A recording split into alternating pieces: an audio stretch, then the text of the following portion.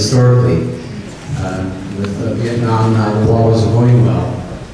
In modern time now, with what's happening with Iraq, and I was just going to ask you to pick up that train of thought that you seem to say, as things turned badly in Vietnam, and you were going to make parallel to the current thing that was happening in Iraq, and I was just going to ask you. Well, the position of the liberal doves in the case of Vietnam was very much like what Schlesinger described, put it eloquently. We all pray that the Hawks will be right, that by increasing the level of violence we'll win, even if we leave a land of wreck and ruin, doesn't matter much. And if they win, we'll be praising the wisdom and statesmanship of our leaders, but it's costing us too much. So it's probably not going to work. So therefore we should look for another strategy. As one other one, at the end of the war, 1975, Anthony Lewis, about the critical, that's part of the critical end of the media, as you can discover, reviewed the war. He said that it began, the United States began with blundering efforts to do good. He didn't have to say that because that's a tautology. Whatever action the Holy State undertakes is efforts to do good. Blundering costs too much. That's probably historically universal. So it began with blundering efforts to do good, but by 1969, he said, namely about a year after the business community turned against the war because it was too costly, by 1969 it was clear that it was a disaster, which was costing us too much. So therefore we have to oppose it. This is maybe not a nice thing to say, but it's true, so if you don't mind, I'll say it. This is exactly the reasoning of Nazi generals after Stalingrad. It was the right idea, but Hitler made a dumb mistake. He should have gotten rid of England before he invaded Russia, or the other way around. So it's costing us too much, so now we're dubs. That carries over. You can read, every time you open a newspaper or a journal, that's what you read. The Hawks say, if we keep increasing the level of violence, we'll win. The doves say, we all pray that you're right, it's not going to work. And therefore, when it seems that the violence is being reduced, for the reasons I mentioned, the hawks are jubilant, and the doves either are quiet, or they try to say, well, it's not really working. But of course, it did work. We'd be praising your wisdom and statesmanship. That's the general attitude of intellectual elites. It's not the attitude of the population. So in 1969, when the first polls were finally taken, about 70% of the American population described the Vietnam War as not a mistake, but fundamentally wrong and immoral. And those figures have remained up until the most recent studies, that's early 2000. But that's the unpeople, the people who matter, the smart ones, the educated ones. Their position is pretty much like Arthur Schlesinger's.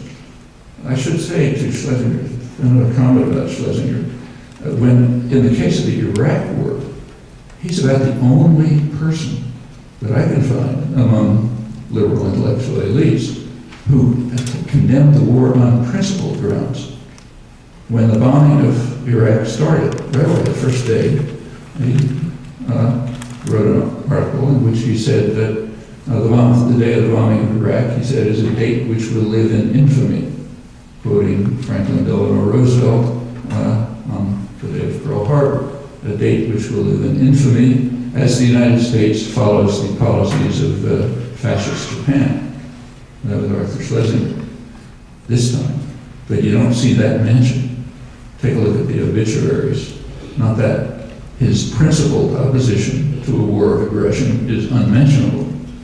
His unprincipled opposition as a liberal dove, that's hell. That's a comment about ourselves, not the population, but the elite intellectual sectors that we ought to take pretty seriously. I mean, maybe, suppose that Petraeus' strategy works and the United States succeeds in doing what the Russians did in Chechnya. Do we praise Putin for having destroyed Chechnya and now beginning to rebuild it? Do we praise them for the fact that they now have electricity and there's a building boom in Grozny after having they turned it to rubble? I don't see that anywhere. But with regard to others, we can keep to elementary moral principles. When we're talking about ourselves, it's not only unimaginable, it's considered outrageous. It elicits horror and tantrums. It's an interesting fact about the reigning intellectual culture, and again, it's not just true of the United States, it's true throughout history. Doesn't mean it has to be true or that we should tolerate it. Does that get at what you were asking? Okay, I was just wondering if you could talk about the terms of the deal that Iran offered us shortly after 9/11, where they offered us everything we're now asking for, and we refused it, subsequently denied it. It was not right after 9/11. They were making moves even before that, but the major one I think that we're referring to was in early 2003, when the Khatami government, the moderate Iranian government, offered the United States, actually we now have the exact offer. You can find it on the Washington Post website, so no question about it. They offered the United States discussion, negotiation on all outstanding issues, all nuclear issues, on recognition of Israel, everything. That offer, the U.S. doesn't have formal relations with Iran. We refused to. So the offer was brought to Washington by the Swiss emissary, who's the mediator between Iran and the United States. The Bush administration received the offer and responded. Namely, they censured the Swiss emissary for bringing it.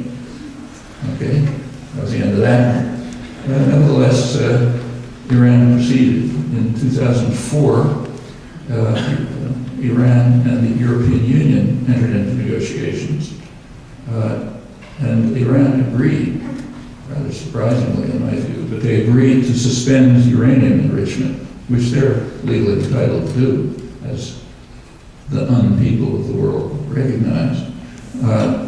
They suspended uranium enrichment during the negotiations, and they wanted a quid pro quo, that the European Union should do something.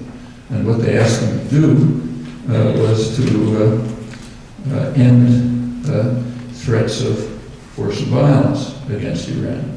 Okay?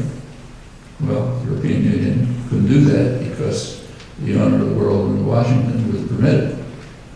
So after a couple of years of negotiations and failure of the United States to provide, of the European Union to provide security guarantees, Iran withdrew and returned to enriching uranium.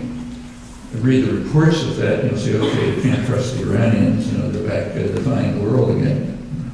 But that's what happened. And the options could be pursued today.